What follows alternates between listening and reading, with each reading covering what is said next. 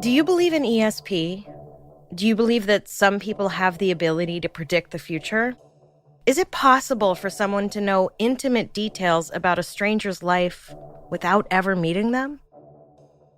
Welcome to Strange and Unexplained with me, Daisy Egan. I'm a writer, an actor, and a skeptic who believes in science, but also gets that, maybe we don't understand everything in the universe, you know? This week, psychics who help with police investigations. Are they for real? Or are they just looky-loos who figure out how to insert themselves into the drama?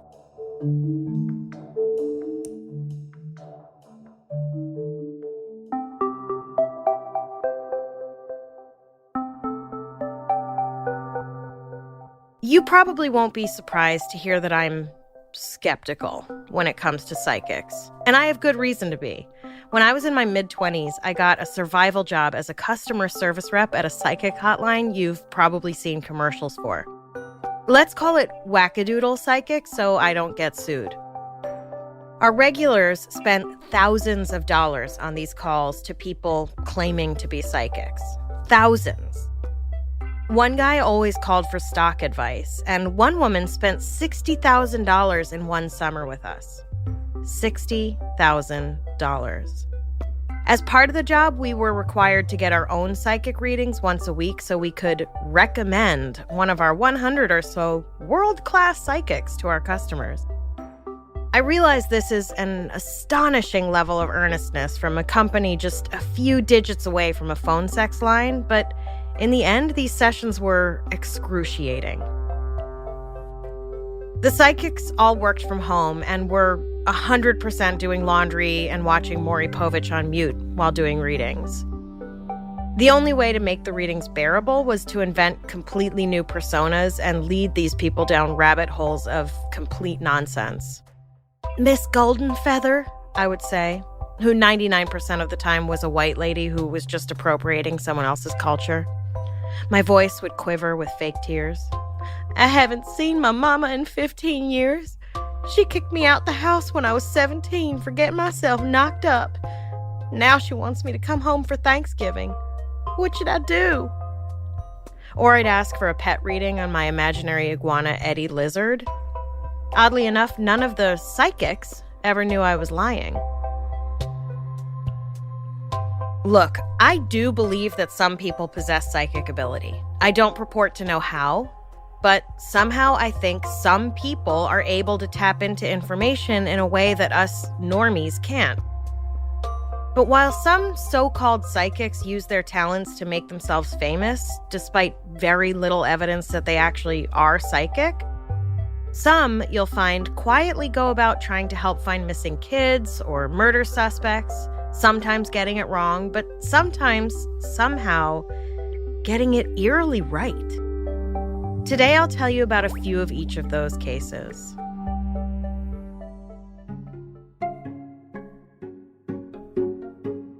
Sylvia Browne. What can I say?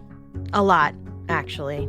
Sylvia Browne, world-renowned psychic who claimed to be able to predict the future, have answers to mysteries no one else could solve, and often convinced police to spend precious time and funds following her predictions.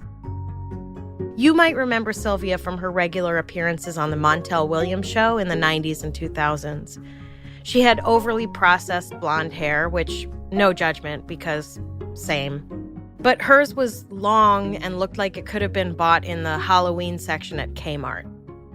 She was one of those women who clearly was becoming addicted to plastic surgery, and if she hadn't died at 77, she would have ended up carving her face into oblivion. She always had the kind of manicured nails you would not want to come across in a dark alley. And she talked like she ate a bag of gravel every morning for breakfast and washed it down with a carton of cigarettes. Yes, it's so nice of you to join me again on spiritnow.com. One of Sylvia's specialties, according to herself, was helping to solve cases of missing children and to help people with missing or dead family members find out how their loved ones died or where they were.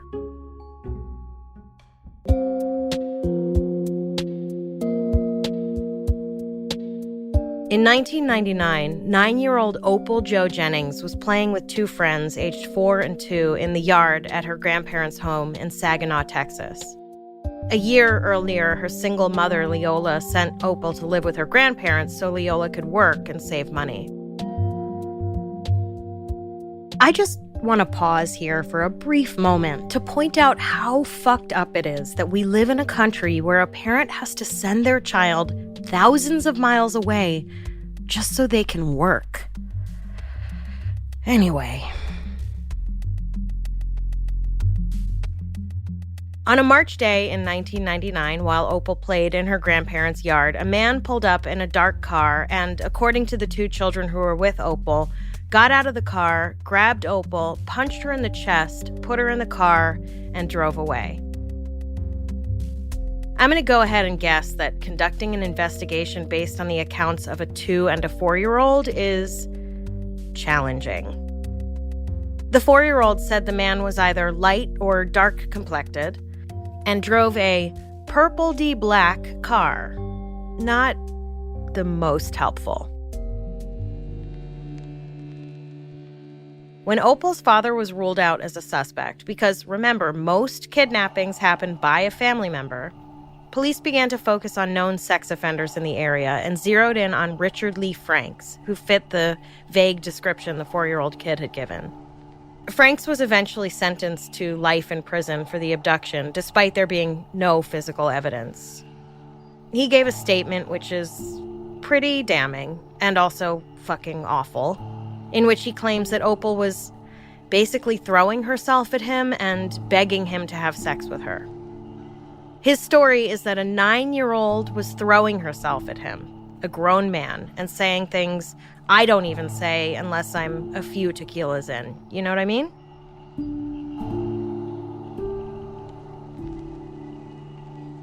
Suffice to say, Franks had an IQ of 64 and claimed to have been coerced into a statement and confused about what he was being asked by police.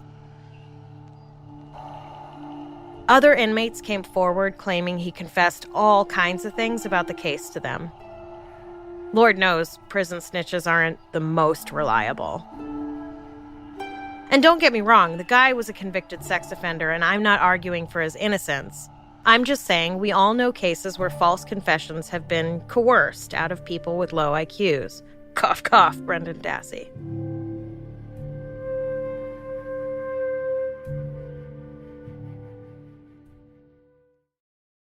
A month after Opal went missing, before there were any suspects, her grandmother went on the Montel Williams show to get information about her missing granddaughter from Sylvia. Which, no shame. People do all kinds of weird shit when they're grieving.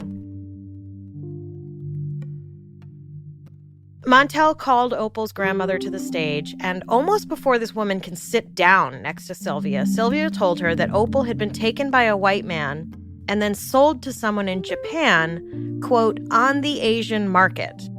She's not dead, but what bothers me. Now, I've never heard of this before, but for some reason, she was taken and put into some kind of slavery thing and taken into Japan. Like what? The Asian market? Like down in Chinatown where I can buy yummy tea and fish and stuff? I'm so confused. She went on to say that Opal was being used as a slave in a place she called, quote, Kokoro, or something that sounds like that, end quote. Now look, I've said it before and I'll say it again. I'm no geographer, but I'm pretty sure there's no such place. In fact, I Googled it. There isn't. The word kokoro in Japanese means mind, body, and spirit. So A, not a place, and B, racist much? She's just gonna say a word she thinks might sort of sound Japanese and then be like, I don't know, something like that.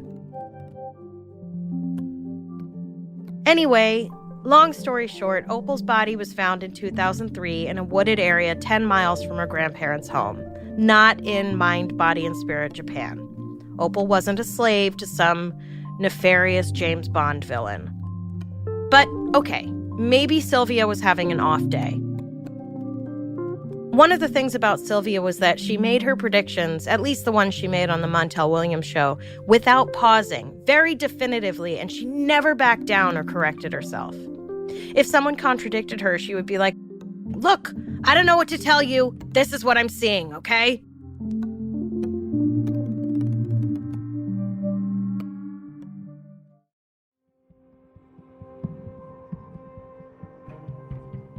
Another case that Sylvia weighed in on was of Sean Hornbeck, who had gone missing in October 2002 while riding his bike near his home in a small town in Missouri, about 60 miles from St. Louis.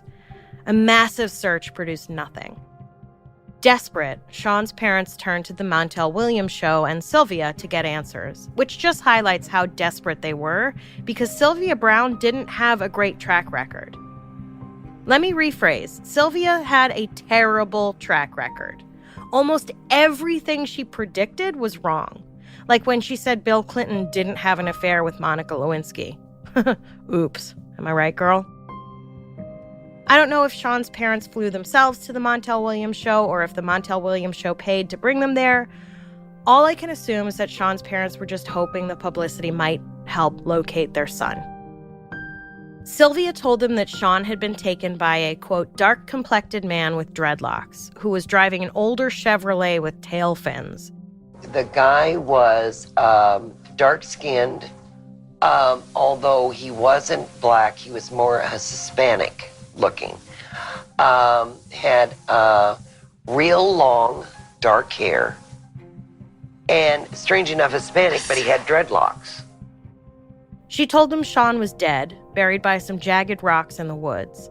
Sean's parents later claimed that police altered their investigation for weeks following Sylvia's information. Also, Sylvia offered Sean's parents a follow-up private reading to help them get more information on Sean's whereabouts for the very generous price of, ready for it? $700. Sean's parents passed on the offer. Could you imagine claiming to have information about the whereabouts or fate of someone's missing child and charging them money for that information? Like, consult your crystal ball or whatever it is you do and tell someone where the kid is. I mean. In 2007, 4 years after Sean went missing, 13-year-old Ben Ownby was abducted on his way home in St. Louis.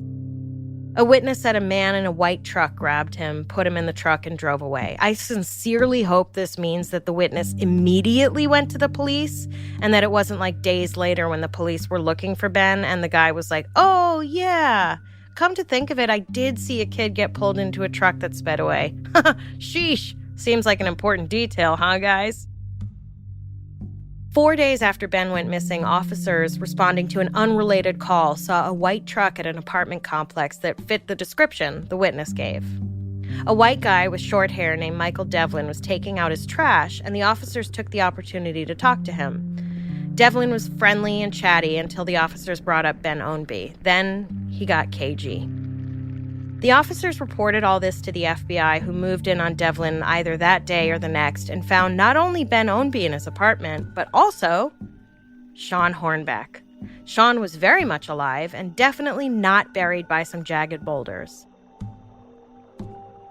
Back in 2002, when 11-year-old Sean had been biking to a friend's house, Devlin hit him with his truck, then scooped him up and threw him in his van.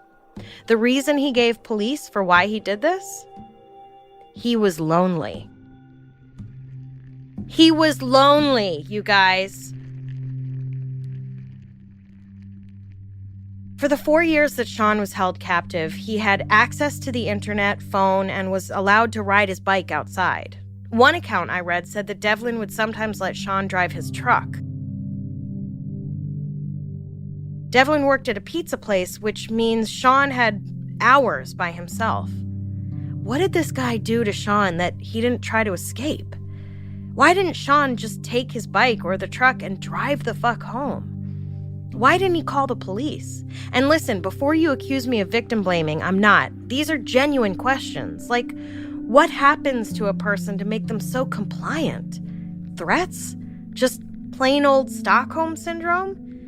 You always think that if you were ever taken, you would spend the rest of your life trying to get home, you know?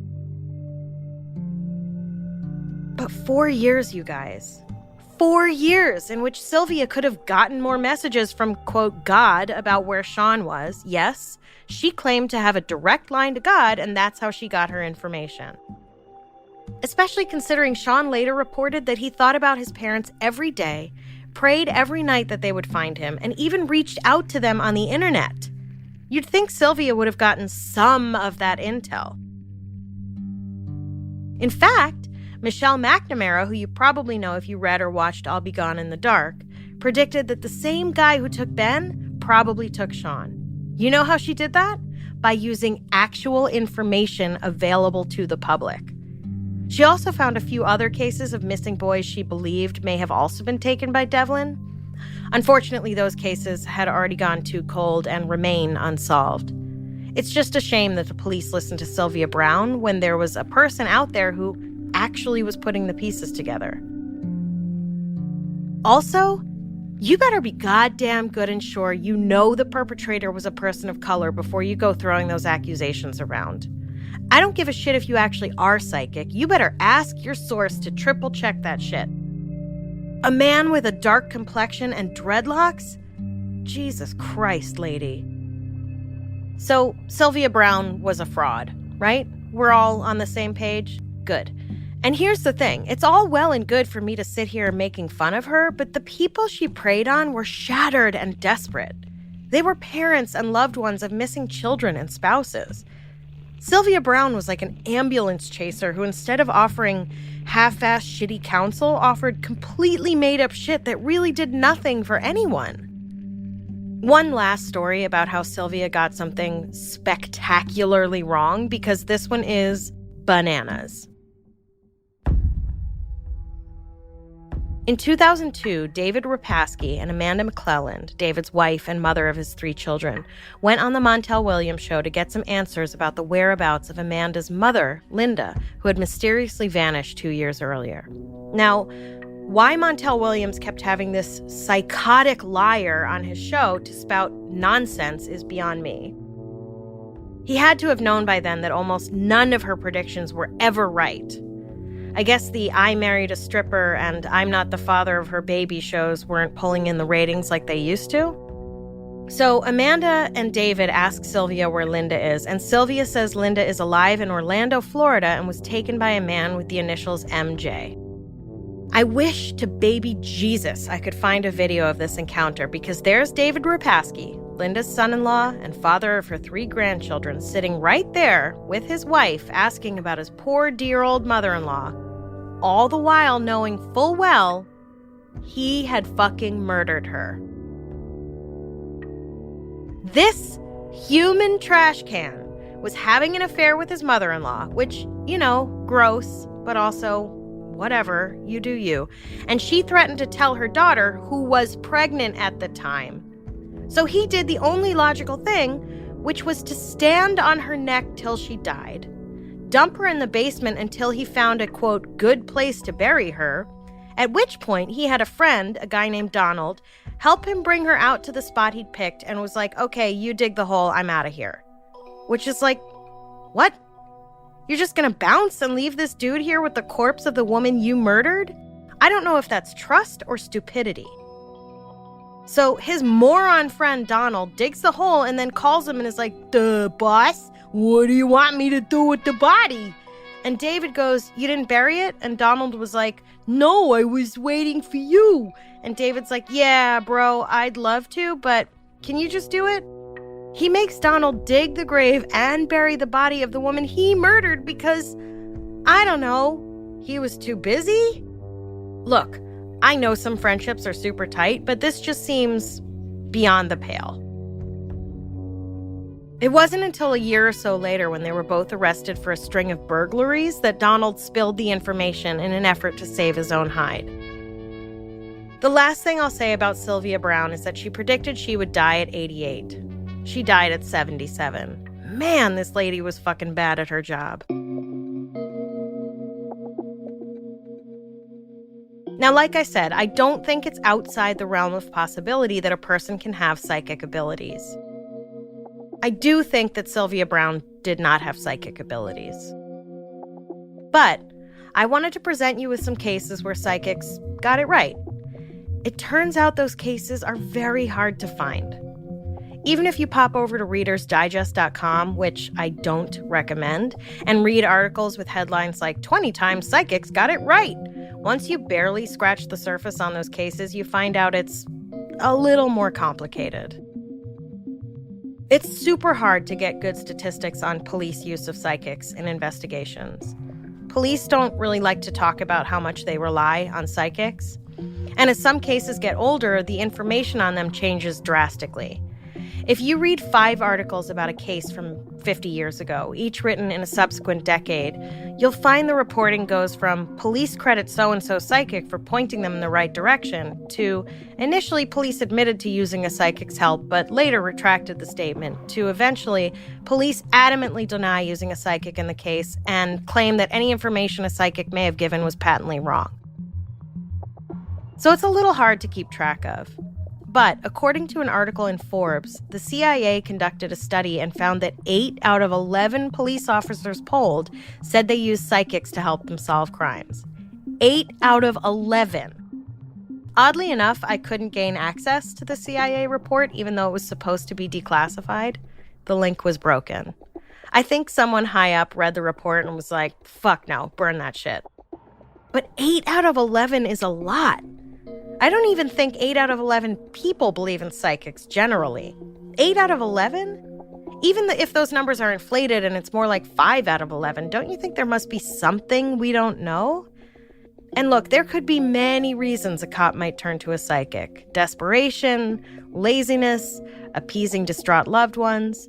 And even if afterward they try to backpedal and make it look like the psychic wasn't helpful, it does make you wonder why so many police officers who aren't generally known for their hippy-dippiness reported using psychics to help them solve cases.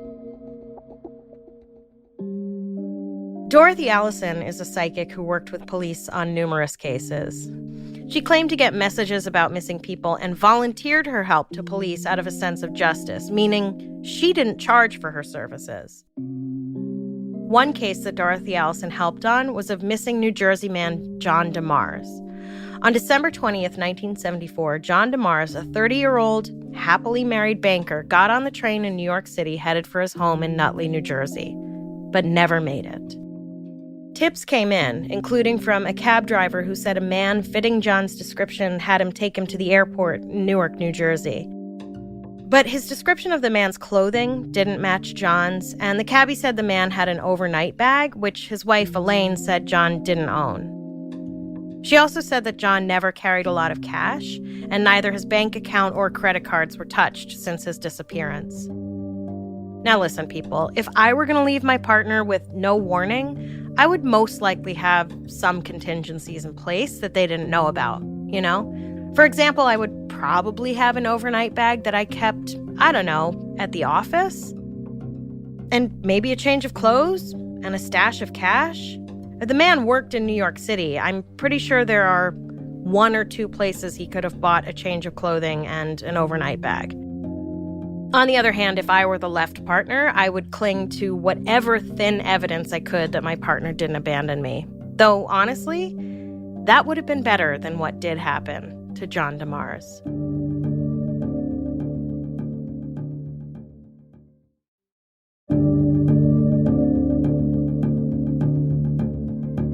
When John had been missing for about 3 weeks, his wife, Elaine, and his mother called psychic Dorothy Allison for help. Now, I don't know anything about what led them to this decision, but I will say that if we learned anything about the cops in New York and New Jersey from the Watcher episode and the Vanishing Men episode, I'm going to go out on a limb and say the police weren't, like, scouring the tri-state area looking for John. More likely, they were like, meh, he probably killed himself. Case solved. So whatever the reason, they reached out to Dorothy Allison, and this is what she had to say. John was dead. She said she saw, quote, a river, a row of tires, an ice pond, an amusement, and the number 166. She also said, quote, the area smelled like fish. Dorothy said the body would be found somewhere they already had searched on February 21st. John's body was discovered on the banks of a river on February 22nd, which I will grant you is not February 21st, but come on, that's pretty damn close. The guy went missing on December 20th, and this lady knew within a day when he would be found 2 months later, and that there was a river. I checked the route between Penn Station, where John would have gotten on the train, and Nutley, New Jersey, where he lived. It passes over some water, sure, but it's not like it runs along a river for miles.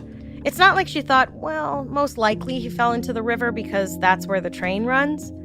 He could have just as easily been in a field or a ditch.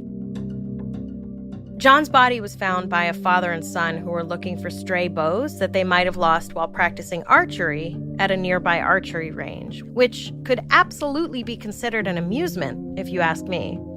There was a row of tires on a nearby fence. Now ask yourself this: when was the last time you saw a random row of tires not at a tire store? Like, maybe it was just a really good guess, but again, how could she know he was by a river? The number 166 that Dorothy said she saw, there was a barge a few miles from where John's body was found with the number 166 written on it. Now, some could argue that Dorothy was from New Jersey and maybe she was just familiar with the area. Okay, but I'm from Brooklyn and I can't tell you what the entire borough looks like. And again, John could have been anywhere. Anywhere. But this lady's like, he's by a river, near an amusement, near a row of tires, and the number 166. And he was. Even if it was just a good guess, that shit is weird. I am perfectly happy filing eerily accurate guesses in the strange and unexplained category.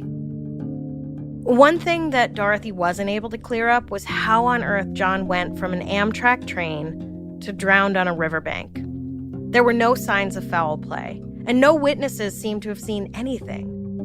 What police think must have happened to John is that he fell asleep on the train and woke up when the train came to a stop in between stations on a bridge above the Passaic River, at which point John just got up, opened the train door, stepped off the train, and plummeted to his death. What? Hold on, what? First of all, what is it with engineers of potential death machines not putting safety measures in before people randomly open train doors just whenever or walk into open elevator shafts? Didn't it occur to people who designed the commuter trains that passengers shouldn't be able to just open the train doors willy-nilly? And then no one noticed a guy opening the train doors on a bridge? No witnesses were like, oh yeah, I saw him open the doors and just thought whatever. And then, could you imagine being half asleep, thinking you're getting off at some suburban New Jersey train stop and suddenly finding yourself falling hundreds of feet to your death? Is there a worse way to die? Don't answer that. Whatever. That is some shit right there. Anyway, it's a shame John didn't send Dorothy messages from beyond the grave about how in the world this happened to him. I'll leave you with one last story. Toward the end of my tenure at Wackadoodle Psychics, I posted an open letter on my own website airing my frustrations with some of the worst asshole customers I was tired of dealing with. So fed up was I named them by first and last name, said where they were from, and said things like, I hope when your children find out you've spent their college funds on bullshit psychic readings, they leave you to spend the rest of your sad, lonely life in your house you'll no doubt foreclose on. I also named the company by their real name. A coworker of mine called it a coup de blog. About a week later, the owner of the company Googled his own company, like you do once in a while to make sure no rogue employee is publicly shitting all over you and opening you up to serious lawsuits. And my blog was one of the first things that popped up. I was fired. Strangely enough, the psychic I had had a reading with earlier that week didn't think to warn me. The more spiritual you are, and you know what spirituality means, like I've said so many times in my book, means love God, do good, and then shut up and go home.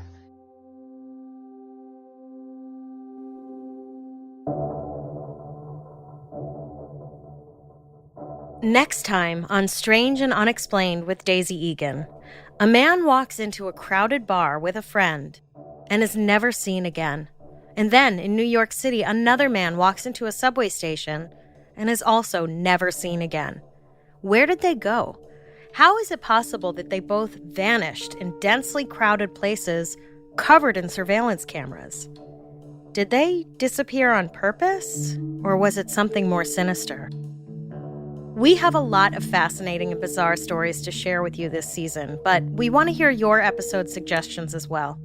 If you have an idea for something we should cover, whether it's a well-known case or something that happened in your town that the world hasn't heard about yet, go to our website, strangeandunexplainedpod.com, and fill out the contact form. This episode was written by me, edited by Claire Smith Marish, and researched by Jessica Ann. A complete list of our sources for each episode is available on our website. Our episodes are mixed and edited by Jennifer Swatek. If you like our show, help us out by rating and reviewing us on Apple Podcasts. Follow us on Instagram and Twitter. We are at SNUpod, and check out the Strange and Unexplained with Daisy Egan Facebook group to join in the conversation. If you're enjoying our show, check out all of the Obsessed Network shows, including Crimes of the Centuries, a deep dive into historical crimes hosted by award-winning journalist Amber Hunt. This week's episodes cover the botched case against Jeffrey MacDonald. After MacDonald's 2 daughters and pregnant wife were found dead, the question was, who killed them? Was it a quartet of acid-dropping hippies or MacDonald himself? Find Crimes of the Centuries wherever you get your podcasts.